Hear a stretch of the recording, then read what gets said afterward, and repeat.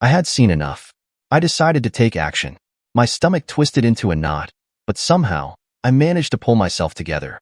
I walked over to the closet, pulled out a small suitcase and a larger one. I swiftly and silently packed my clothes into the larger bag, gathering all my belongings in less than a minute. I moved to the dresser, grabbed all the underwear, and stuffed everything, including undershirts, into the smaller suitcase. Next, I went to the sock drawer, managing to grab 2 large handfuls when I heard Lila yell, "Sorry to bother you." I apologized, quickly stuffing the socks into the suitcase. "I'll be gone in a few minutes, and you can go back to letting Caleb, as you so colorfully described it, have his fun." "It's not what it seems," Lila said, visibly upset. "Caleb is just a friend. He's going to leave now. We need to talk, honey." Lila, looking distraught, urged Caleb to leave. Caleb seemed to agree that exiting the room was wise, but he had no clothes on.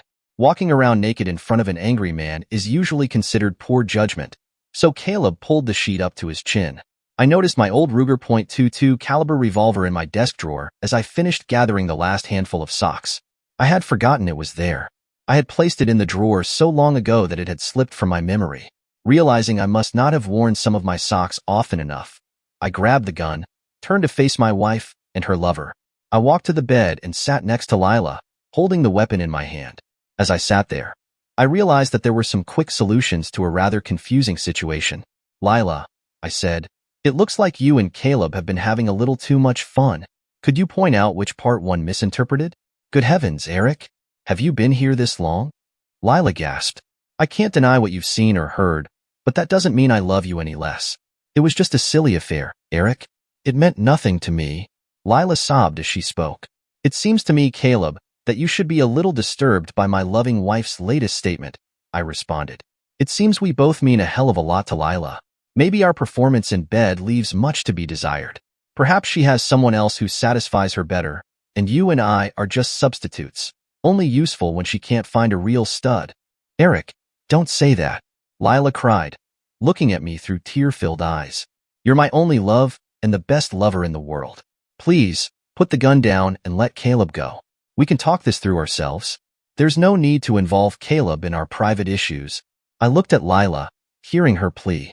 "Well, Lila, I think there's a very good reason you and Caleb have an intimate relationship," I said coldly. "You don't need me moping around, interfering with your hot monkey sex." Lila had already started sobbing uncontrollably, and Caleb seemed to be in distress. I lowered the gun next to Lila and stood up. For a moment, I thought about using the revolver on myself, but I knew the .22 caliber would only cause damage, not death. It could blind me or result in some other painful, but non-lethal injury. I didn't need to rush my death. It was always an option, but a permanent one. I would never hurt Lila, and what was Caleb to me anyway? Lila was an attractive woman and could always find another lover. I had been giving in to my own desires for 20 years, but this situation wasn't as dire as it felt. I zipped up the second bag and stood to leave. I turned my back to the bed, ready to walk away. Then I heard it, the unmistakable sound of a dry fire, the noise made when an empty chamber in the revolver clicks after firing. I always kept the empty chamber aligned with the firing pin for safety. I hadn't heard the gun cocking as I was packing my bag, but I knew that if the gun was cocked again, it would fire. Before I could react, I heard the distinct sound of the revolver's trigger being pulled back. Without even looking at the bed, I rushed toward the doorway. I almost made it out, but as I turned left down the stairs, something hit my forehead. The pain was somewhere between a sharp bite and a hammer strike. Instinctively, I dropped the bag from my left hand. Blood was already dripping into my left eye, and when I touched my forehead, I felt more blood and a swelling bump. My head was spinning, but fear pushed me to move faster. I managed to navigate the stairs mostly by memory, but when I reached the front door, I struggled to open it. My hand was covered in blood, and I couldn't get a good grip. I looked around in a panic and realized that the suitcase in my hand was only half closed. I grabbed a sock and used it to wipe the blood off the handle enough to turn it. I ran to my car and sped away, driving as fast as I could. Every few minutes, I pulled another sock from my bag to wipe the blood from my eyes so I could see. Getting shot in the head was far less painful than the time spent in the emergency room. The questions were endless. Everything from the name of my insurance company to who might have shot me. In the end, the small bullet was easily removed from under my skin, and a few stitches were placed. That was the easy part. The police were called because of the shooting, and I had to give them the unpleasant details. I explained that I'd been feeling bad at work and came home early, only to catch my wife, an accountant, in a compromising position. I told them how I had briefly considered ending it all, but ultimately put the gun down and tried to leave. "Mr. Jones, who shot you?" the officer asked. "Did you actually see the shooter?" "I didn't see who did it, but for you, officer, I've narrowed it down to 2 suspects," I replied sarcastically. "You'll have to take it from there." "Do you believe your wife is capable of shooting you?" he pressed. "Try finding out that your wife of 23 years has been sleeping with your accountant," I said bitterly. "Then ask her if she's capable of shooting you. You'll suddenly realize you don't know who she is or what she might do." "To answer your question, it's a real possibility," I admitted, feeling resigned.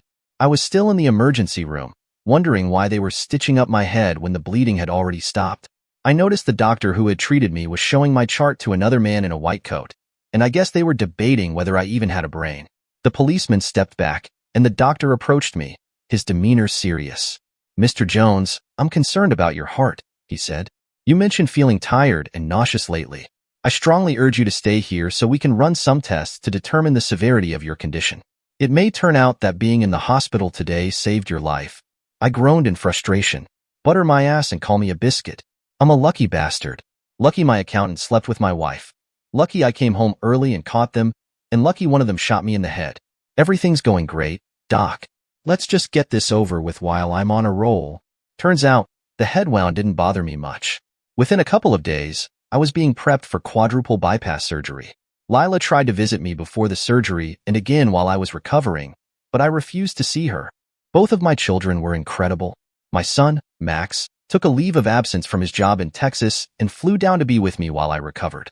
My daughter, Lisa, attended a local university and became my advocate while I was unconscious. It's always wise to have someone you trust looking out for you in the hospital. Even Lila's parents came and spent time with me. I was bombarded with advice from everyone. They all believed I needed to sit down with Lila and discuss the situation, what they euphemistically referred to as the situation. I held out for a few days, but eventually, I agreed.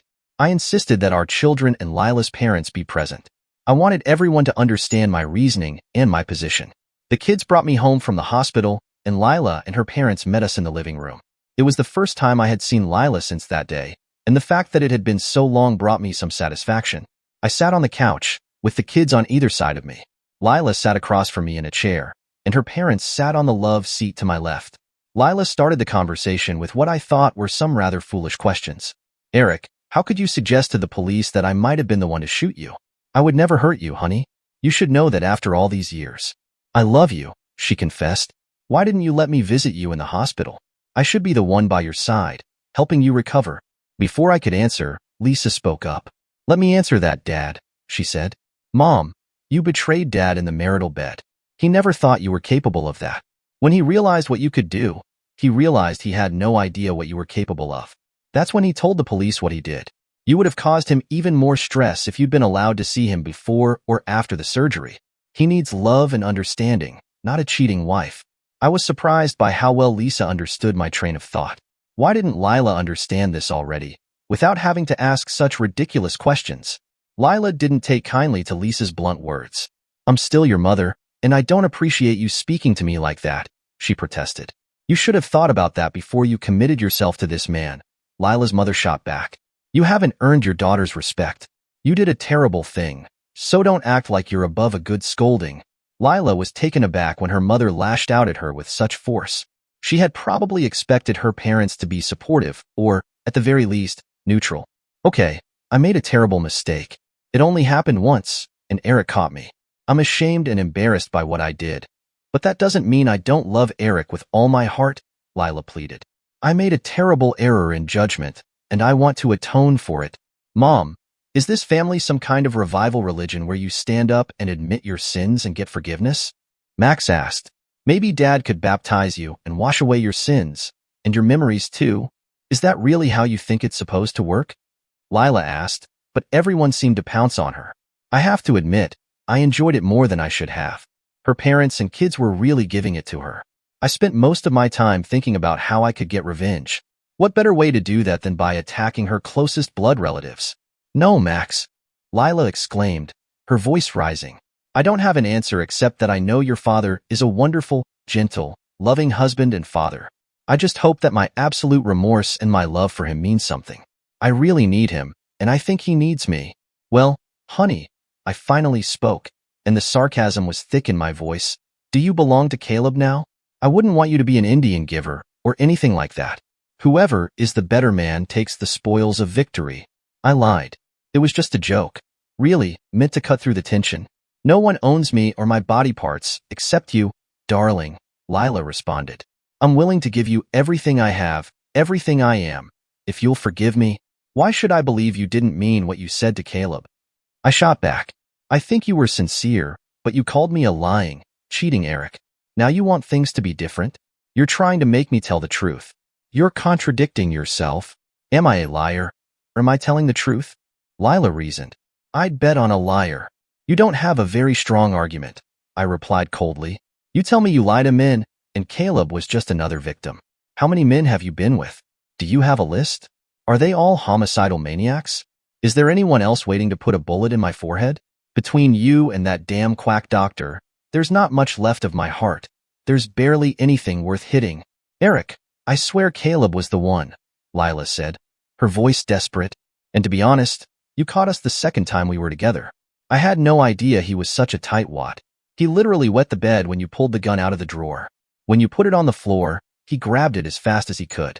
Bringing a loaded gun to a man who's scared to death is not the smartest thing you could have done.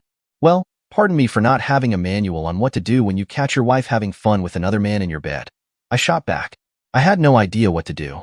Why hadn't we considered this possibility earlier? You should have known you were a cheater. What were you planning when I caught you? I demanded, my voice sharp. Honestly, I never thought it would happen. But if there's ever a next time, please just shoot me, Lila replied, her voice hollow. It would be so much better than going through this nightmare. My own parents and children have no respect for me, and the only man I love unconditionally despises me. I almost got you killed. A bullet to the head would have been kinder. Though I deserve to suffer, I know it. For a moment, there was silence. I don't think any of us realized the toll it was taking on Lila. Her life had turned into a living hell, and the thought of that brought me a strange sense of satisfaction. I don't think there's much else to discuss. I finally broke the silence. I'm divorcing you, Lila. I don't have a choice. I have terms and conditions. Get a good lawyer, because I'm going to make sure you're held accountable. I have to do this to maintain some self-respect. My lawyer will be in touch. The kids have already found some apartments for me to look at, and our first meeting is in a few minutes. You broke my heart, Lila, and even the doctors couldn't fix it. Goodbye. Lila just bowed her head, sobbing. Her parents walked me and the kids to the door without a word. It was frustrating, but at the same time, it felt oddly fitting. Funny how things turn out. If I hadn't been shot in the head and sent to the hospital, I probably would have died within a couple of weeks, if not less. That's what the doctors told me. In a twisted way, I realized that Lila's affair had probably saved my life, even if it was the worst thing that had ever happened to me. Thankfully, I had a good job and excellent insurance. Lila started working part-time at a department store after the kids left home, but her income was minimal. My attorney made an offer to Lila's legal advisor for an unfair, totally unacceptable settlement. We had to start somewhere, and we could always negotiate later. I was stunned when my lawyer told me that Lila had agreed to the settlement, despite her lawyer's advice. We still had a mortgage on the house, which Lila would never be able to afford on her own. I was getting the lion's share of the savings and equity, and she wouldn't receive any alimony. It seemed impossible for Lila to survive on her own. I was certain of it. Then, like something out of a movie, another stroke of luck came my way. I bought a lottery ticket, and it turned out to be worth several $1,000,000. At first, I was excited, but quickly became fearful that Lila might get her hands on some of it. I kept the ticket a secret, carrying it around in my wallet, often pulling it out when I was alone to hold it, obsessing over what it could buy me. As time passed, the loneliness began to grow, and the pleasure I once got from holding the winning ticket started to fade. I realized that I had already earned all the money I needed, especially now that I was about to be a bachelor. So why was I feeling more miserable, even with the newfound wealth? Money was no longer the issue. I took a week off and went fishing on the Delaware River, spending most of my time on the water, fishing and thinking. After dark, I would drink beer and keep thinking.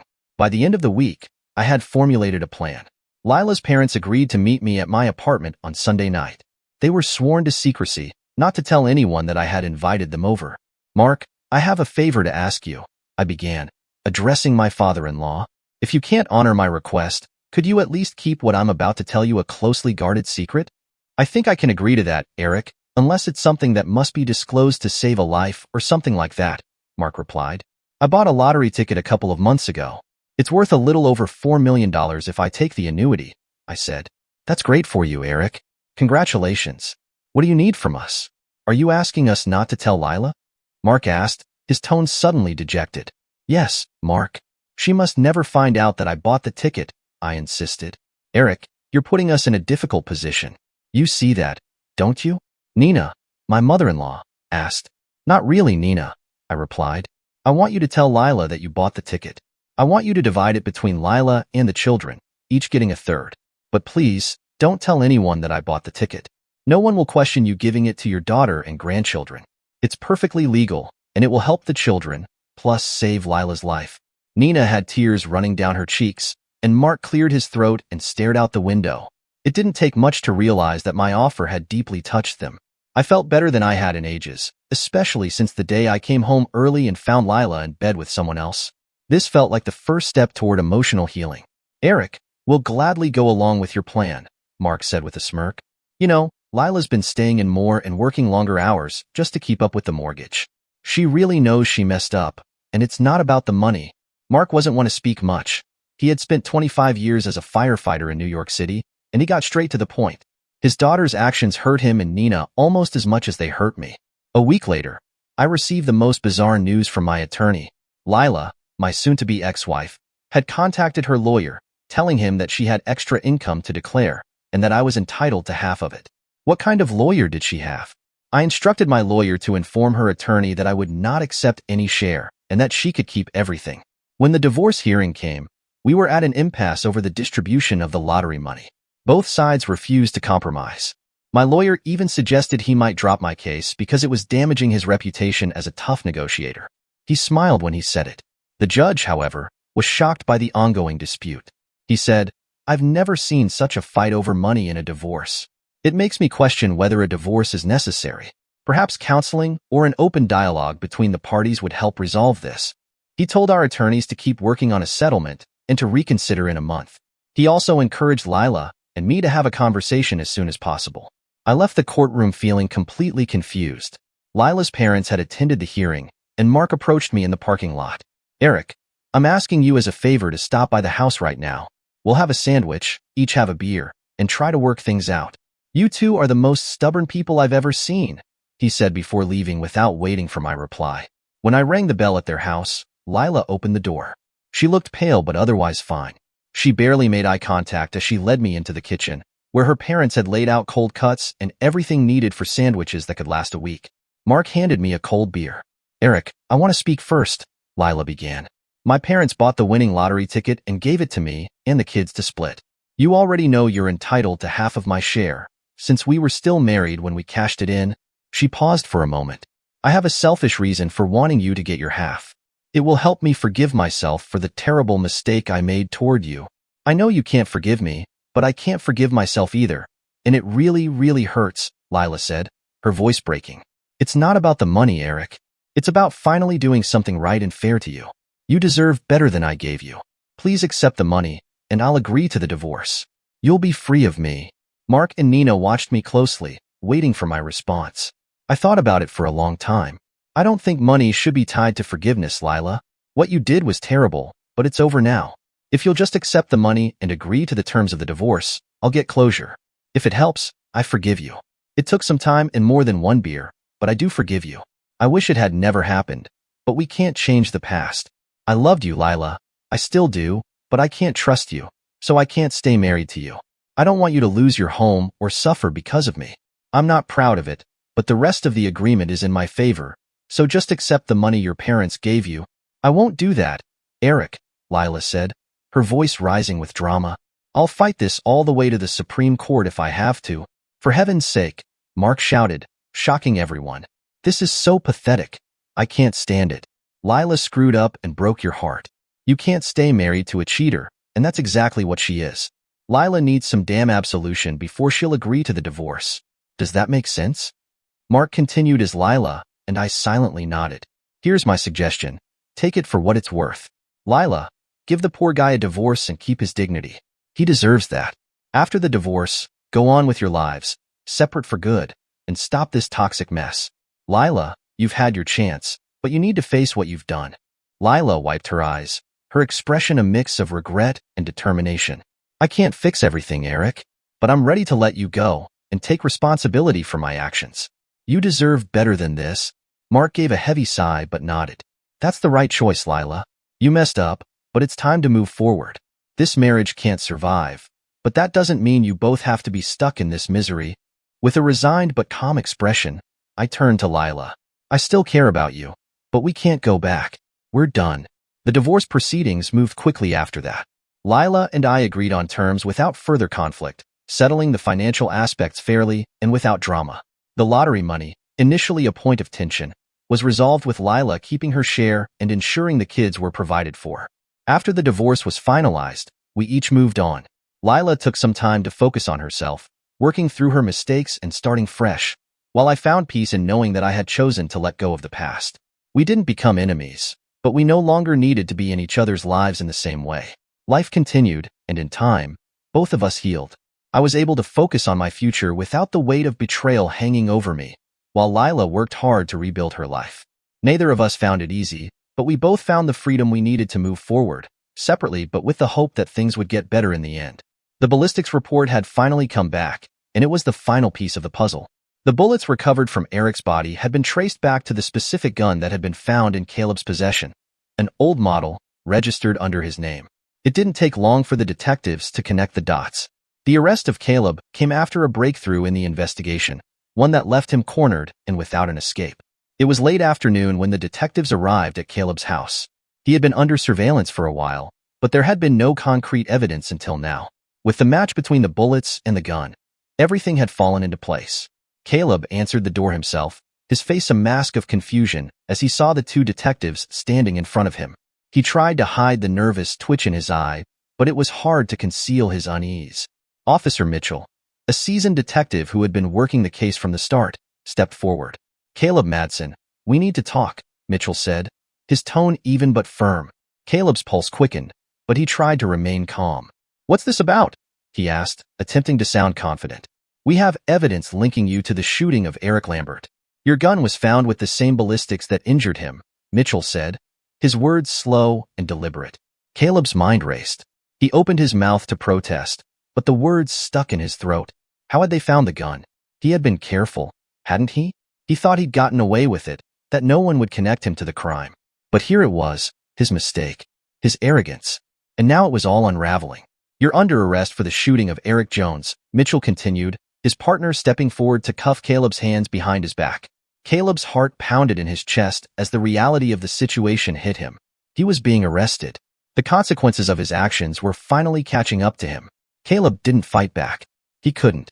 The evidence was too strong, and the more he thought about it, the more he realized there was no way out. The smug confidence he had once held onto evaporated in an instant. He was no longer in control. As the officers led him out to the patrol car, Caleb's mind wandered back to the events that had led him here. He had pulled the trigger, fired the shots, thinking it would be the perfect way to take Eric out of the picture. He hadn't intended to kill him, but injuring him, well, that was another story. But it didn't matter. The law didn't care about his intentions. It only cared about the evidence, and the gun had tied him directly to the crime. The ride to the station was silent, except for the occasional hum of the car's engine and the sound of Caleb's breathing. He felt a strange, almost suffocating weight pressing down on him. The walls were closing in. As they arrived at the station, Caleb was taken through the back in trance, away from the prying eyes of the press and public. Inside, he was booked and processed, the reality of his situation settling in deeper with each passing moment.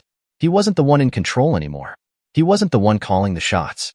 He was the one in cuffs, the one facing charges. Caleb sat in the dimly lit jail cell, his back against the cold concrete wall.